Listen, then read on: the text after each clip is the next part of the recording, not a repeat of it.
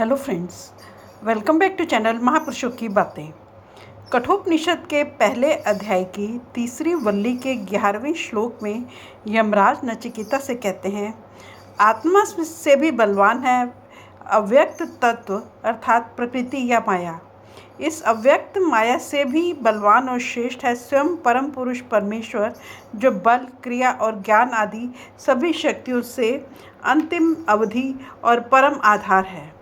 अतः प्रत्येक जीव को उनकी ही शरण लेनी चाहिए।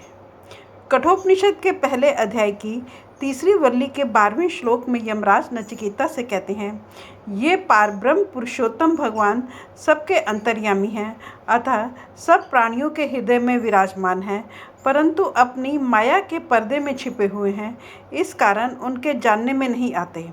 जिन्होंने भगवान का आश्रय लेकर अपनी बुद्धि को तीक्ष्ण बना लिया है, वे सूक्ष्मदर्शी ही भगवान की दया से सूक्ष्म बुद्धि के द्वारा उन्हें देख पाते हैं।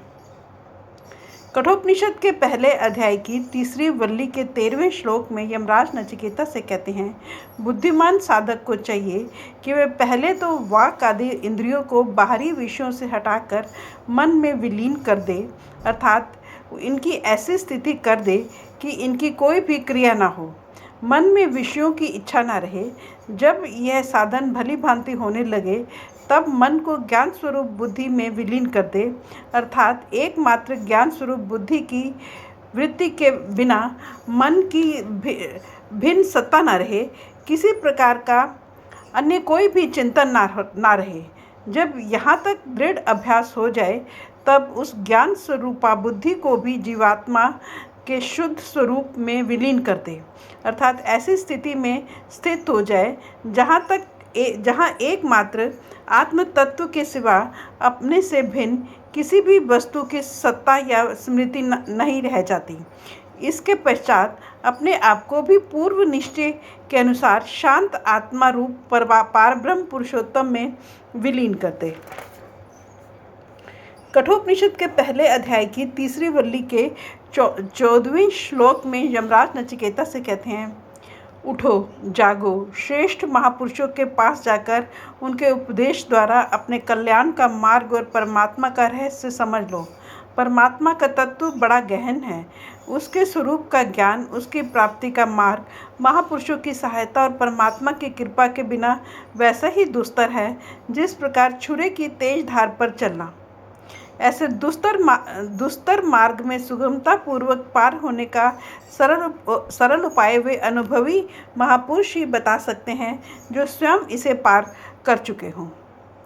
कठोपनिषद के पहले अध्याय की तीसरी वल्ली के 15वें श्लोक में यमराज नचिकेता से कहते हैं, वह पारब्रह्म परमात्मा शब्द, स्पर्श, रूप, रस और गंध से रहित है। वह सांसारिक विषयों को ग्रहण करने वाली इंद्रियों की वहाँ पहुँच नहीं है। वे नित्य, अविनाशी, अनादि और असीम है। वह जीवात्मा से भी श्रेष्ठ और सर्वथा सत्य है। उन्हें जानकर मनुष्य सदा के लिए जन्म मरण से छूट जाता है। कठोपनिषद के पहले अध्याय की तीसरी वल्ली के 16वें और 17वें श्लोक में उल्लेख है, यह जो इस अध्याय में नचिकेता के प्रति यमराज का उपदेश है, यह कोई नई बात नहीं है। यह परंपरागत सनातन उपाख्यान है। बुद्धिमान मनुष्य इसका वर्णन और श्रवण करके ब्रह्मलोक में प्रतिष्ठित होता है। जो मनुष्य विशुद्ध होकर सावधानी से इस परम रहस्यमय प्रसंग को तत्व विवेचन पूर्वक भगवत प्रेमी शुद्ध बुद्धि ब्राह्मणों की सभा में सुनाता है, अथवा श्राद्ध काल में भोजन करने वाले ब्राह्मणों को सुनाता है, उसका यह वर्णन रूप कर्म अनंत फल देने वाला होता है, अनंत होने में समर्थ होता है। फ्रेंड्स, इसके साथ ही कठोपनिषद की तृतीय वल्ली समाप्त होती है, साथ ही प्रथम अध्याय भी समाप्त होता है। अगली वीडियो में हम दूसरे अध्याय की बात करेंगे। Thank you.